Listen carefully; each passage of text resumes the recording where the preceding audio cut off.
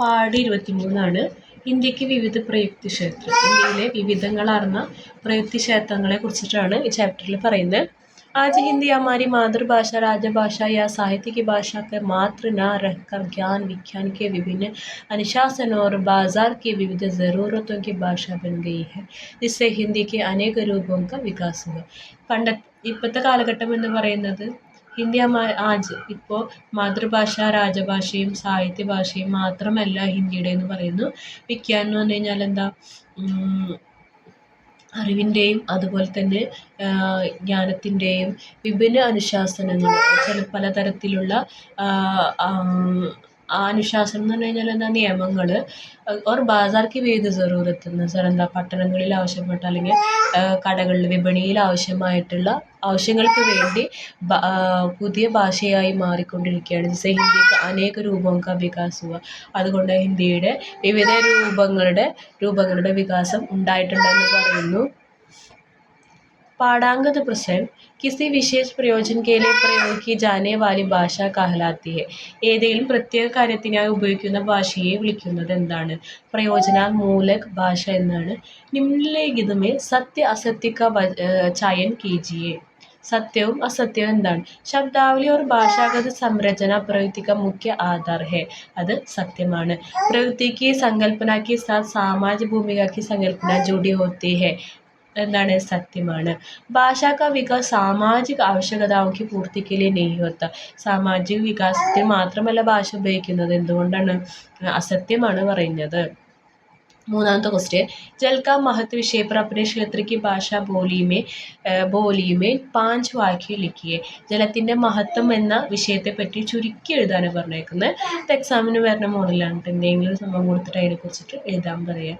जल का महत्व मनुष्य के शरीर का 70% हिस्सा पानी का बना हुआ. മനുഷ്യൻ്റെ ശരീരത്തിലെ 70% ഭാഗം എന്നാണ് വെള്ളം കൊണ്ട് നിർമ്മിതമാണ്. ഇൻസാൻ 5 दिन बिना गाना गाए रह सकता है. ഒരു ഇൻസാന് ഒരു 5 ദിവസം ഭക്ഷണവും വെള്ളവും ഇല്ലാണ്ട് ജീവിക്കാനായിട്ട് പറ്റും. एक दिन भी गुजरना मुश्किल हो जाते. പക്ഷേ വെള്ളമില്ലാതൊരു ദിവസം പോലും ജീവിക്കാനായിട്ട് സാധിക്കില്ല എന്ന് പറയുന്നു.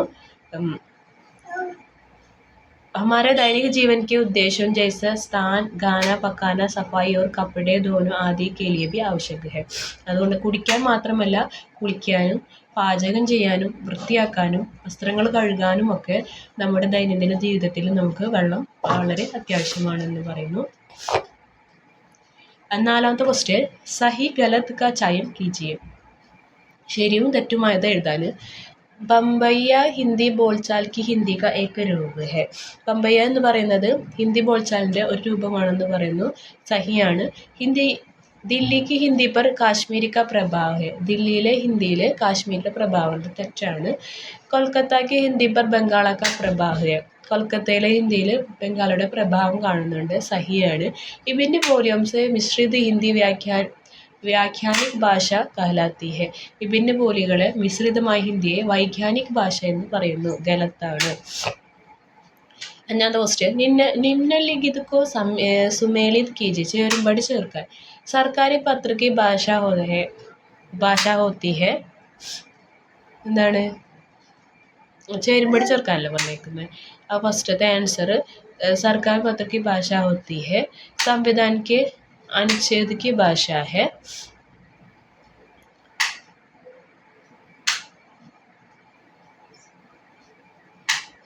ഫസ്റ്റ് ക്വസ്റ്റ്യൻ, ചേരുംപടി ചേർക്കുക. സർക്കാരി പത്ര की ഭാഷ होती है.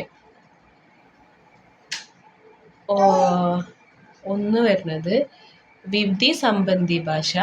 संविधान के अनुच्छेद की भाषा है. कार्यालय भाषा. भौतिकी रसायन शास्त्र के आदि वैज्ञानिक भाषा സംബന്ധ. ഇത് 3 ചേരുംപടി ചേർത്ത് എഴുതാനാണ് പറഞ്ഞേക്കുന്നത്.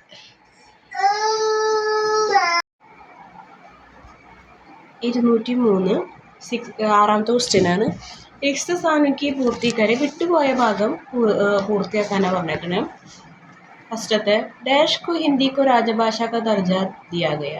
എന്നാണ് ഹിന്ദിയെ രാജഭാഷയായി തിരഞ്ഞെടുത്ത കൊല്ലം ചോദിക്കുകയാണ്. സെപ്റ്റംബർ 1949 ഹിന്ദിയെ രാജഭാഷ എന്ന നിയമം अंगीകരിച്ചത്. मुझे आपसे अनुरोध का डैश हुआ है. निर्देश. प्राचीन काल से ही भारत व्यापार के क्षेत्र में रहा है अग्रणी। डैश प्रणाली द्वारा सभी वित्तीय कार्य व्यापार लेगा बहिए में लिखाई कर लिया जाता है ലോകാകരണം. ഇനി ചോദ്യോത്തരങ്ങൾ നോക്കാം. പ്രയോജൻ മൂലക ഹിന്ദി से आप क्या समझाता है? പ്രയോജൻ മൂലക ഹിന്ദിയെ കുറിച്ച് താങ്കൾക്ക് എന്തെല്ലാം മനസ്സിലായി എന്നാണ് ചോദിക്കുന്നത്. किसी विशेष प्रयोजन के लिए प्रयोग की जाने वाली भाषा को प्रयोजनमूलक भाषा कहते हैं. इसका प्रयोग प्रशासन, विधि, बैंक, വാണിജ്യ ആദി വിഭിന്ന ക്ഷേത്രങ്ങളിൽ में होता है. ഒരു പ്രത്യേക ആവശ്യത്തിനായിട്ട് ഉപയോഗിക്കുന്ന ഭാഷയാണ് ഉദ്ദേശ ഭാഷ അല്ലെങ്കിൽ പ്രയോഗ ഭാഷ എന്ന് പറയുന്നത്. അത് നമ്മൾ പ്രശാസന, ഭരണത്തിന്, നിയമത്തിന്, വാണിജ്യത്തിന്, ബാങ്ക് വാണിജ്യത്തിന് തുടങ്ങിയ മേഖലയിൽ ഇവ ഉപയോഗിക്കുന്നുണ്ട്. प्रयुक्ति की संकल्पना पर विचार कीजिए. उपയോഗം എന്ന വാക്കുകൊണ്ട് ഉദ്ദേശിക്കുന്നത് എന്താണ്? भाषा का जो रूप किसी विषय में बार बार प्रयुक्त होते हैं उस क्षेत्र में भाषीय विशिष्टता बन जाते हैं. ये भाषीय विशिष्टता उस विशेष क्षेत्र के प्रयुक्ति कहलाता है. ഭാഷയുടെ ഏതൊരു രൂപമാണോ ഒരു വിഷയത്തിൽ ആവർത്തിച്ച് ബാർ പ്രയുക്തത്തെ ആവർത്തിച്ച് വരുന്നത് അപ്പോൾ ഉസ് ക്ഷേത്രയ്ക്ക് ഭാഷീയ വിശിഷ്ടത, അതാണ് ആ ക്ഷേത്രത്തിൻ്റെ ഭാഷീയ വിശിഷ്ടത എന്ന് പറയുന്നത്. ഭാഷീയ വിഷയ पर ക്ഷേത്രയ്ക്ക് പ്രയുക്തി कहलाता है.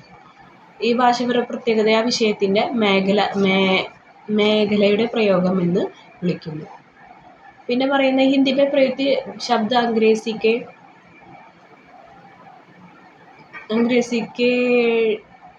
शब्द से पर्याय रूप के इस्तेमाल होते हैं. ഹിന്ദിയിൽ പ്രയുക്തി എന്ന വാക്ക് രജിസ്റ്റർ ചെയ്യുന്ന ഇംഗ്ലീഷ് വാക്കിൻ്റെ പര്യായമായിട്ട് ഉപയോഗിക്കുന്നു.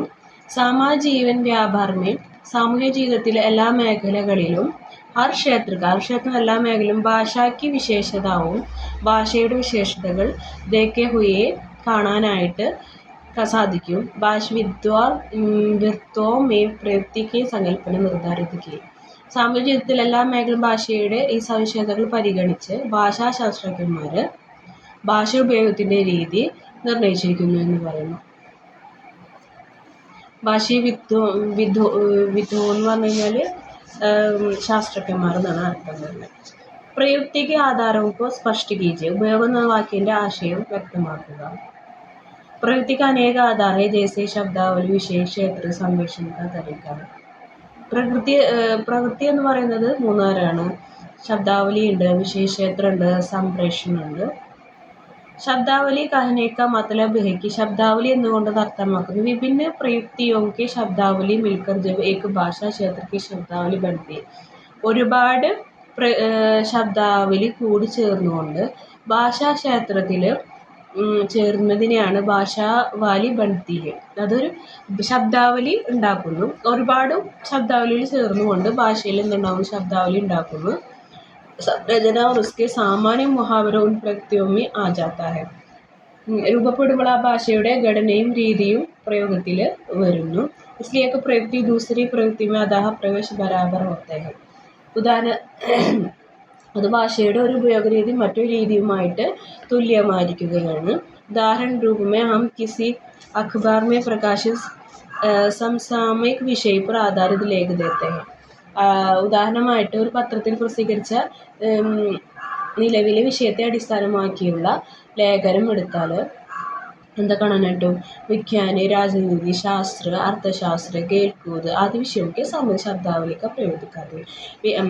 വിജ്ഞാനത്തെക്കുറിച്ച് സയൻസ്, പൊളിറ്റിക്കൽ, ശാസ്ത്രം, അർത്ഥശാസ്ത്രം, ഗെയിൽ സംബന്ധമായിട്ടുള്ള കാര്യങ്ങളൊക്കെ നമുക്ക് കാണാനായിട്ട് സാധിക്കും.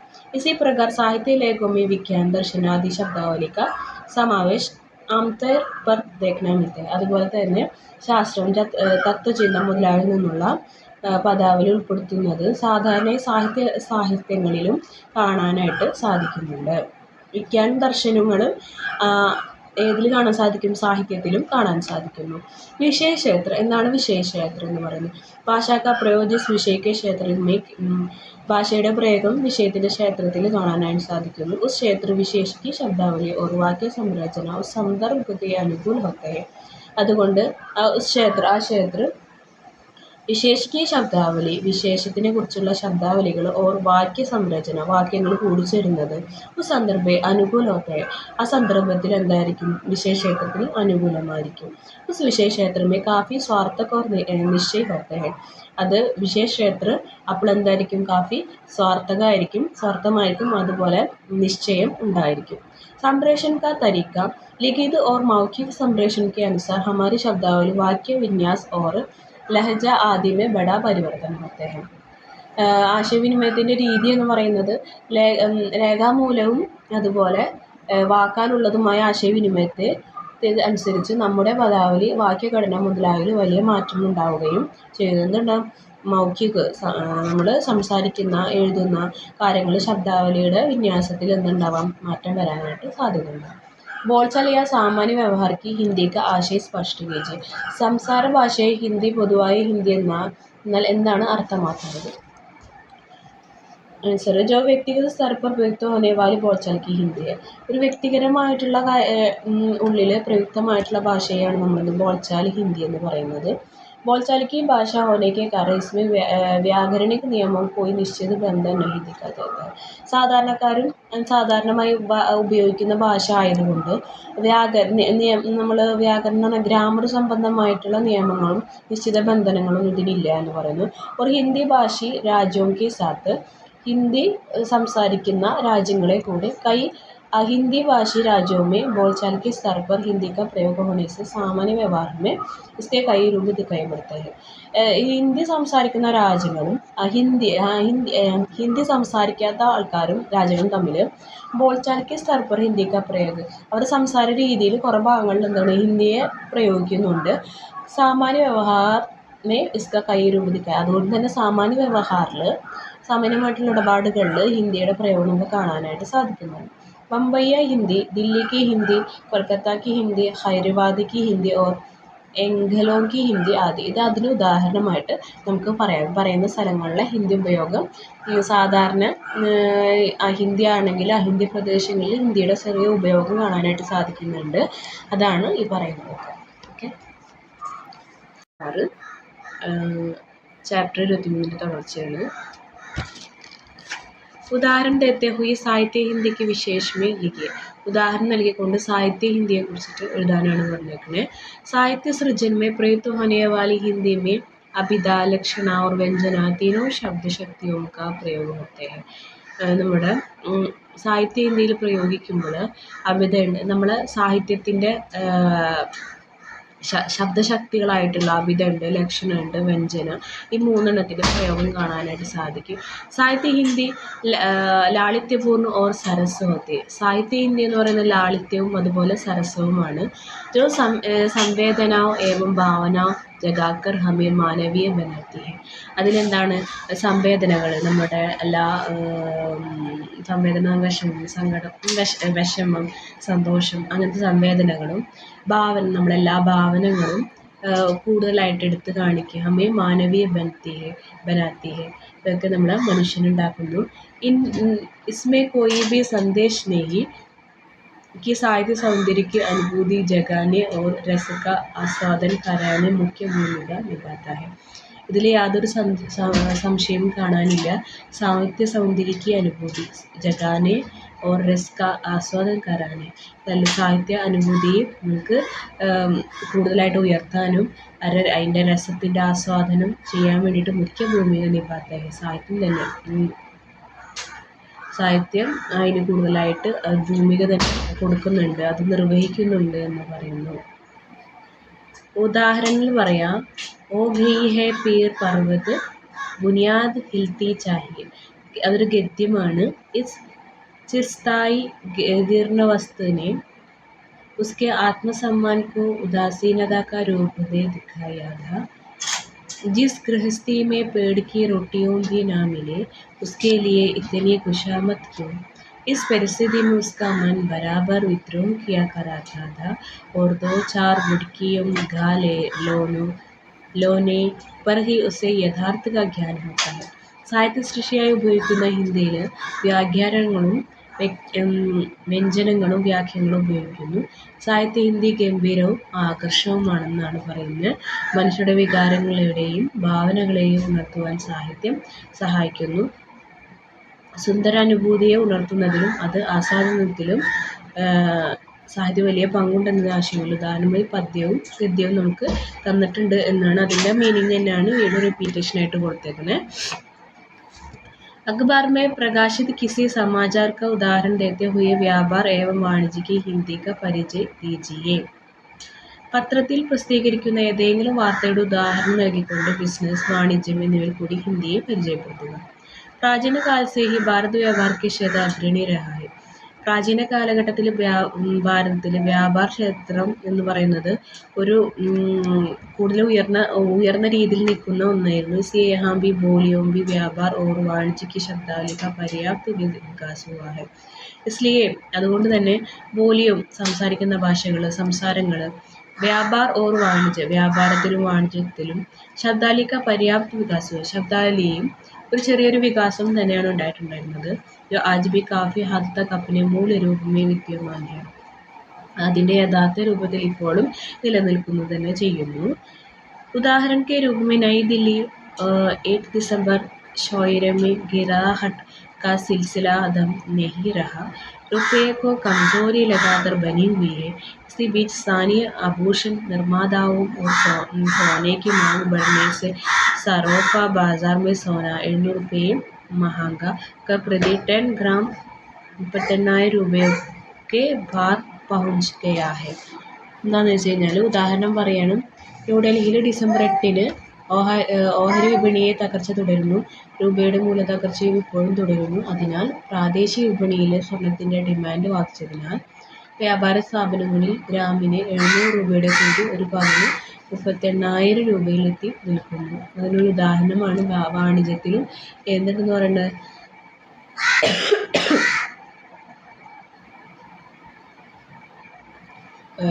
അതിൽ ഹിന്ദിയുടെ പ്രയോഗം നമ്മൾ വാണിജ്യത്തിലും വ്യവസായത്തിലും ഹിന്ദിയുടെ പ്രയോഗം കൊടുക്കുന്നുണ്ട് എന്നാണ് പറയുന്നത്. ബാങ്കിംഗ് का क्षेत्र में इस्तेमाल होने वाली विभिन्न श्रेणियों का शब्दावली लिखिए. ബാങ്കിംഗ് മേഖല ഉപയോഗിക്കുന്ന വിവിധ വിഭാഗങ്ങളുടെ പദാവലികൾ എഴുതുക. ബാങ്കിംഗ് का क्षेत्र में व्यापार एवं वाणिज्य ही क्षेत्र है. ബാങ്കിംഗ് മേഖലയും വ്യാപാര വാണിജ്യ മേഖലയുമായി മാറിയിരിക്കുന്നു. क्षेत्र के प्रयुक्तियों के हमारा जीवन में സാമാന്യ രൂപ से शामिल हो गई है. ഈ മേഖലയിൽ മാറ്റം നമ്മുടെ ജീവിതത്തിലും സാധാരണയായി മാറിക്കൊണ്ടിരിക്കുകയാണ്. देश में आज ऐसे लोगों की संख्या संभवतः बहुत कम हो जिनका बैंक में खाता ना हो. ഈ രാജ്യത്ത് ബാങ്ക് അക്കൗണ്ട് ഇല്ലാത്തവരുടെ എണ്ണം ഒരുപക്ഷെ വളരെ കുറവായിരിക്കും എന്ന് പറയുന്നത്. बैंकिंग शब्दावली की रचना को हम निम्नलिखित श्रेणियों में विभाजित करके समझ सकते हैं. ബാങ്കിംഗ് മേഖലയുടെ ഘടനയെ താഴെ പറയുന്ന വിഭാഗങ്ങളായി തിരിച്ചിരിക്കുന്നു. നമുക്ക് മനസ്സിലാക്കാം. अंग्रेजी और आंकी फारसी के शब्द बकाया, सौदा, अदायगी, trust union. English, Arabic, Persian വാക്കുകൾ കുടിശ്ശിക, ഡീല്, പേയ്മെൻറ്റ്, ട്രേഡ് യൂണിയൻ അങ്ങനെയൊക്കെയാണ് നമ്മൾ ഹിന്ദി ശബ്ദാവലികൾ ഉപയോഗിക്കുന്നത്. संस्कृतानिष्ठ तत्सम शब्द और बोलचाल के प्रतिनिधि शब्द ശ്രദ്ധിപൂർത്തി, മുദാവാച, വ്യവസായ, കാരോബാർ. സംസ്കൃത പദങ്ങളും സംഭാഷണ പദങ്ങളും അടിസ്ഥാനമാക്കിയുള്ള സമാപദങ്ങൾ ഉണ്ടായിട്ടുണ്ട്. അത് ഏതൊക്കെയാണ്? നഷ്ടപരിഹാരം, ബിസിനസ് എന്നൊക്കെ കൂട്ടിച്ചേർക്കപ്പെട്ടിട്ടുണ്ട്. പരമ്പരാഗത ദേശി ബാങ്കിംഗ് പ്രണാളി സംബന്ധി ശബ്ദ ഫുട്കാർ, പട്ട, കാട. പരമ്പരാഗത ദേശീയ ബാങ്കിംഗ് സംവിധാനവുമായി ബന്ധപ്പെട്ട വാക്കുകളാണ് റിട്ടെയിലിംഗ്, കിഴിവ്, കക്ഷി എന്നൊക്കെ പറയുന്നത്. സങ്കാർ ശബ്ദ് ഹൈബ്രിഡ് വാക്കുകൾ ഏതൊക്കെയാണ്? സ്റ്റഡ് നോട്ട്, നക്കതി, പ്രമാൺ പത്ര. റദ്ദാക്കിയ നോട്ട്, ക്യാഷ്, സർട്ടിഫിക്കറ്റ് അതൊക്കെ സങ്കർ ശബ്ദമാണ്. നിർമ്മിത ശബ്ദാവലി യാ അഭിവ്യക്തിയോ ശീർഷ്, നിവിത, ദേയത. നിർമ്മിത പദങ്ങൾ അല്ലെങ്കിൽ പദപ്രയോഗങ്ങൾ അപ്പെക്സ്, ടെൻഡർ, ബാധ്യത ഒക്കെ പദാപദങ്ങളാണ് മുതലായവ. സംസ്കൃതിഷ്ഠ ശബ്ദ നിധി, ധാരക്, ഉദ്യം. സംസ്കൃത പദങ്ങൾ ഫണ്ട്, ഹോൾഡർ, എൻ്റർപ്രൈസസ് ഒക്കെ ഹിന്ദി ശബ്ദങ്ങളാണ്. അംഗ്രേസി ശബ്ദക്ക് ശബ്ദാനുവാദം. ഇംഗ്ലീഷ് വാക്കുകളുടെ വിവർത്തനങ്ങൾ കരാതൻ, ടാക്സേഷൻ. നികുതി, മുഖ്യ അർത്ഥവ്യവസ്ഥ, സ്വതന്ത്ര സമ്പദ് വ്യവസ്ഥ, വാർഷിക രേഖ, വാർഷിക അക്കൗണ്ട്, നിയോക്താൻമുഖി, കയറ്റുമതി അടിസ്ഥാനമാക്കിയുള്ളവ. ഇതൊക്കെയാണ് ശബ്ദാവലികളായിട്ട് വരുന്നത്. എക്സാമിന് ഇമ്പോർട്ടൻ്റ് ആയിട്ടുള്ളതാണ് കേട്ടോ.